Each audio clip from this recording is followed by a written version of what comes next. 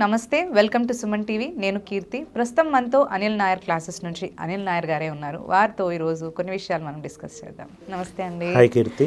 Sir, ఇప్పుడు మనకు నార్మల్గా చాలా మంది స్టూడెంట్స్ కాంపిటేటివ్ ఎగ్జామ్స్ అటెండ్ అవుతూ ఉంటారు. ఇన్ని కాంపిటేటివ్ ఎగ్జామ్స్ రాస్తున్నా కానీ చాలా మంది పర్సంటేజ్ ఫెయిల్ అవుతూ ఉంటారు. ఎందుకంటారు? చాలా మంది students, what you said is actually a burning problem. కొంతమంది students 2 years 3 years 4 years prepare అవుతారు. వెనకకి తిరిగి చూసుకుంటే ఫెయిల్ అవ్వడము అనేది నాకు ఒక నెగటివ్ వర్డ్ కాకుండా ఏరియా ఆఫ్ ఇంప్రూవ్మెంట్, ఎక్కడ ఇంప్రూవ్ కావచ్చని కొన్ని ఇన్పుట్స్ చెప్తాను. ఫస్ట్ అండ్ ఫార్మోస్ట్ థింగ్ ఏంటంటే, ఒక స్టూడెంట్ ఒక కెరీర్ పాత్ అనుకున్న తర్వాత ఫస్ట్ ఎగ్జామ్ సిలబస్, ఆ ఎగ్జామ్లో ఏమేమి సెక్షన్లు ఉన్నాయి, ఏమేమి వెయిటేజ్ ఉంది, ఆన్లైన్ ఎగ్జామా ఆఫ్లైన్ ఎగ్జామా, శాంపుల్గా ఒక టెస్ట్ అటెంప్ట్ చేస్తే బాగుంటుంది. పాయింట్ అది ప్రాబబ్లీ అక్కడ చేయకుండా ఈ societal pressure, peer pressure, family pressure దాంతో జాయిన్ అవుతారు. సెకండ్ థింగ్, అన్నీ అర్థం చేసుకున్నారు. టీచర్ని చూస్ చేసుకోవడం. జనరల్గా ఇప్పుడు ఈ సోషల్ మీడియా వచ్చిన తర్వాత కొన్ని రాంగ్ ఇంప్రెషన్స్ స్టూడెంట్స్ ఫామ్ చేసుకుంటారు. Young faculties unless and until they are exceptionally good in content, తక్కువ ప్రైస్కి వస్తుంది అని చెప్పి తీసుకుంటారు, చూడరు, 2-3 వీడియోలు చూస్తారు, డ్రాప్ అవుతారు. ఎవరు అటువైపు నుంచి ఫోన్లు చేసి పర్సనలైజ్డ్ మెంటరింగ్ ఉండదు, డ్రాప్ అవుతారు. Point number 2. Point number 3, time management. స్టూడెంట్స్లో ఉన్న ఒక బిగ్గెస్ట్ ఏరియా ఆఫ్ ఇంప్రూవ్మెంట్ ఏంటంటే, చదవాలి అనే సంకల్పం ఉంటుంది, కానీ చాలా వరకు అన్వాంటెడ్ డిస్ట్రాక్షన్స్ వాళ్ళ లైఫ్లో ఉంటాయి. అది బ్రేకప్ ఇష్యూ కావచ్చు, ఫ్యామిలీ ఫైనాన్షియల్ ఇష్యూ కావచ్చు, కొని తెచ్చుకున్నాయి కావచ్చు, కొన్ని కంట్రోల్లో లేని ఫ్యాక్టర్స్ కావచ్చు. ఈ వాటన్నిటికీ కొంచెం లోన్ అయిపోయి డిస్ట్రాక్షన్కి వెళ్ళిపోతారు. పాయింట్ నెంబర్ 3 ఏంటంటే, ఈ ప్రాక్టీస్ అనేది చాలా ఇంపార్టెంట్. ఒక మహానుభావుడు అన్నట్టు ప్రాక్టీస్ మేక్స్ మ్యాన్ పర్ఫెక్ట్. నా ఉద్దేశంలో ఆ లైన్ తప్పు. Perfect practice makes man or women perfect.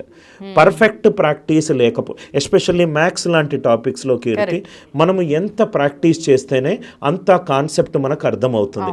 అలా చేయకుండా ఒకేసారి వింటే స్టాటిక్ టాపిక్ అర్థమవుతుందో కానీ మ్యాథ్స్ మాత్రం అర్థం కాదు. Point number 4, consistency. లైఫ్లో నేను బాగా ఇష్టపడే క్రికెటర్ సచిన్ టెండూల్కర్, రాహుల్ ద్రవిడ్. ఎందుకు అనంటే, సచిన్ టెండూల్కర్ వినోద్ కాంబ్లీ అంత గొప్ప క్రికెటర్ కాదు, కానీ తన 20 సంవత్సరాల నెట్ ప్రాక్టీస్లో ఒక 2-3 సార్లే లేట్గా వెళ్ళాడు. Rahul Dravid is consistent. ఇనీషియల్గా తన క్రికెటింగ్ జర్నీలో రాహుల్ ద్రవిడ్ని ఇతను వన్డే మ్యాచ్లు ఆడలేడు అని అన్నారు, but at the end he retired as the wall of Indian cricket. Kapil Dev తన ఎంటైర్ క్రికెటింగ్లో చాలా తక్కువ నోబాల్స్ వేశాడు. ఇమ్రాన్ ఖాన్ చాలా తక్కువ నోబాల్స్ వేశాడు. ఏదైనా పనిలో కన్సిస్టెన్సీ లేకపోతే పని హాల్ట్ అవుతుంది. మనం 2 రోజులు బాగా చదువుతాము, 3వ రోజు చదవము. ఆ 3వ రోజు చదవనప్పుడు ఏదో మిస్ అయ్యాము అనే ఒక సెల్ఫ్ హర్ట్ లేకపోతే మనం డిస్ట్రాక్ట్ అవుతాం. 4వది చాలా ఇంపార్టెంట్ ఏంటంటే, ఎస్పెషల్లీ నిరుపేద కుటుంబం నుంచి వచ్చిన వాళ్ళకు మీకు బయట సినిమాలు హీరోలు అవసరం లేదు. మీ ఇంట్లో మీ నాన్నే హీరో, మీ అమ్మనే హీరో.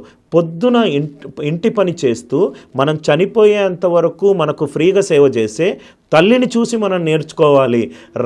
తనకంటూ ఏం గోల్స్ లేవు. మనం పుట్టినప్పుడు తల్లి మనల్ని చూసి నేను కానిది నా కొడుకు చేయాలి. ఒక కూలీ తన కొడుకుని కూలీ చేయాలనుకోడు. ఒక ఆటో అతను తన కొడుకుని నువ్వు చదువు, నువ్వు ఎంత కష్టం ఉంటే అంత చేస్తానన్నారు.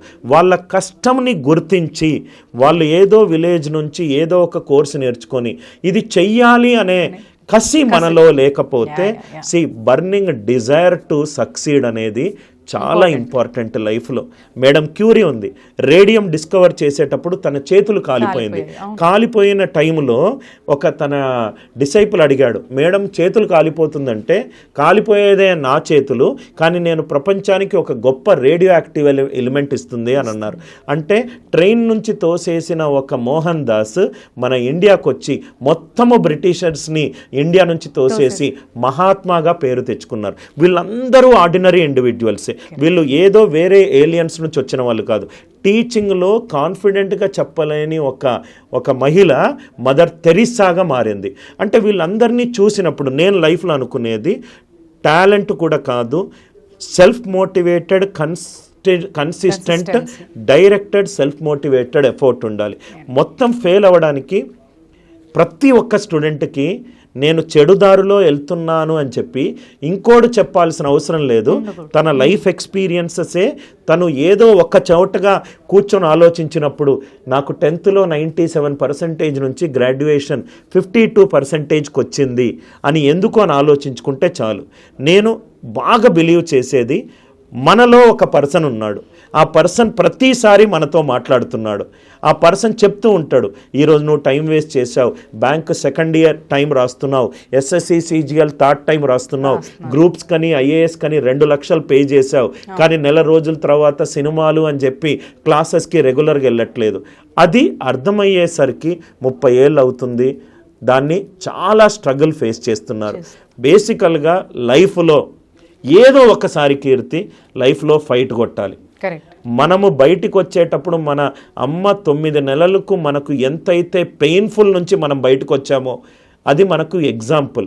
అంటే ఇంత కష్టపడే నేను బయటకు వచ్చాను, కష్టంని నేను మర్చిపోయాను అని అనుకున్నప్పుడు స్టూడెంట్స్ ఈ కొన్ని ఏరియాస్లో మాత్రము సెల్ఫ్ టాక్ అనేది చాలా ఇంపార్టెంట్. సో ఏమైనా స్ట్రాటజీస్, సర్టన్ స్ట్రాటజీస్ ఫాలో అవుతే వాళ్ళు ఫెయిల్ అవ్వకుండా ఉంటారు అనేది ఏమన్నా ఉంటాయి? నేను బాగా నమ్మేది కీర్తి, లైఫ్లో ఒక దాని మీద పిచ్చి ఉండాలి. పిచ్చి లేకపోతే పని చేయలేం. పిచ్చోళ్ళే సక్సెస్ఫుల్ అవుతారు అని అంటారు.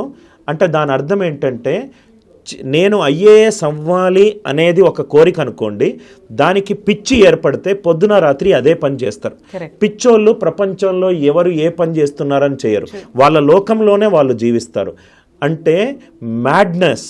Steve Jobs is mad in creating Apple related products. Bill Gates is mad in creating Microsoft as a world's best company. మనకు చేసే పనిలో పిచ్చి ఉండాలి. అంటే నేను బ్యాంక్ ఎగ్జామ్ 2025లో కొట్టాలి అనే పిచ్చి ఏర్పడ్డప్పుడు బయట నుంచి ఎక్స్టర్నల్ డిస్ట్రాక్షన్స్ని నువ్వు అసలు ఆ విండో ఓపెన్ కూడా చెయ్యవు. ఎందుకంటే లైఫ్లో ఒక స్టేజ్లో మనము కాలేజ్ నుంచి బయటికి వెళ్ళినప్పుడు మనకు అర్థమవుతుంది, బయట సొసైటీ ఈజ్ వెరీ కాంపిటేటివ్. ఆ కాంపిటేటివ్నెస్లో మనము వాళ్ళను అవుట్ స్మార్ట్ చెయ్యాలి అని అంటే మనకంటూ ఒక సెల్ఫ్ డిసిప్లిన్ ఉండాలి. నా దృష్టిలో if somebody ask me, sir what made you successful అని అంటే, I'm a very disciplined person. Discipline నా దృష్టిలో డెఫినేషన్ ఏంటంటే, నేను ఒక పని అనుకుంటే దాని మీద నెగోషియేట్ చేయను. ఈరోజు ఇంతే అయిపోవాలి, నేను ఎక్కువ కష్టపడను. నా 20 సంవత్సరాల నుంచి నేను రోజు గంటే చదివాను. మా అమ్మ చనిపోయిన రోజు కూడా గంట చదివాను, నాకు పిల్లలు పుట్టేటప్పుడు కూడా గంట చదివాను, నాకు ఫీవర్ వచ్చినప్పుడు కూడా గంట చదివాను. I am very disciplined in terms of my own learning. Point number 2, ఈ చాలామంది స్టూడెంట్స్ చేసే తప్పు ఏంటంటే, నేను అబ్జర్వ్ చేసేది కీర్తి, మ్యాథ్స్ ఇష్టం ఉన్న స్టూడెంట్స్ మ్యాథ్స్ రోజు ఎక్కువ చదువుతారు. ఎందుకంటే దాని నుంచి ఆన్సర్లు వస్తే ఒక కిక్ వస్తుంది. దానివల్ల ఏమవుతుందంటే ఇంగ్లీష్ అతనికి ఏరియా ఆఫ్ ఇంప్రూవ్మెంట్, దాని మీద ఫోకస్ పెట్టరు. నెల రోజుల ముందు దాని నుంచి ఒక భయం స్టార్ట్ అవుతుంది. ఈ భయం కాన్ఫిడెన్స్ ఎప్పుడు వస్తుందంటే భయపడే పనులు చేసినప్పుడు. భయపడే పనులు మనం చెయ్యనప్పుడు మనకు కాన్ఫిడెన్స్ ఉండదు. ఇప్పుడు నేను అదే కాన్ఫిడెన్స్ మీకు ఎప్పుడు వస్తుందంటే, you have to keep working on your grey areas. మళ్ళీ లైఫ్లో ఇంకో ఇంపార్టెంట్, మనం అనుకునేది సాధించేటప్పుడు మన ఎన్విరాన్మెంటల్ పీపుల్ కూడా చాలా పెద్ద ఫ్యాక్టర్. చెయ్యలేవు అనే నెగటివ్ ఎనర్జీస్ వచ్చినప్పుడు, అతను చెయ్యలేరు కాబట్టి మీరు చెయ్యలేరు అంటున్నారు, పాజిటివ్ పీపుల్ ఇన్ఫ్లుయెన్స్ కూడా చాలా బాగుంటుంది. అండ్ మళ్ళీ పాయింట్ నెంబర్ 4, ఫ్యామిలీ అప్బ్రింగింగ్. నేను ఎప్పుడూ బాగా బిలీవ్ చేసేది, నాకు వర్కౌట్ అయింది. మనం ఏ కష్టం నుంచి అయితే, నేను I'm from A lower middle class family, నా వ్యూస్ అన్నీ కూడా లోవర్ మిడిల్ క్లాస్ ఫ్యామిలీ వ్యూసే ఉంటుంది. నేను ఈ పొజిషన్ రావడానికి మా అమ్మ నాన్న పడ్డ కష్టం నేను ఎప్పుడూ మర్చిపోను. ఆ పెయిన్ఫుల్ పాస్ట్ అనేది, if you do not forget, it will create a glorious future. Great advice shared to all the students. Thank you so much. Thank you. Anil Nair.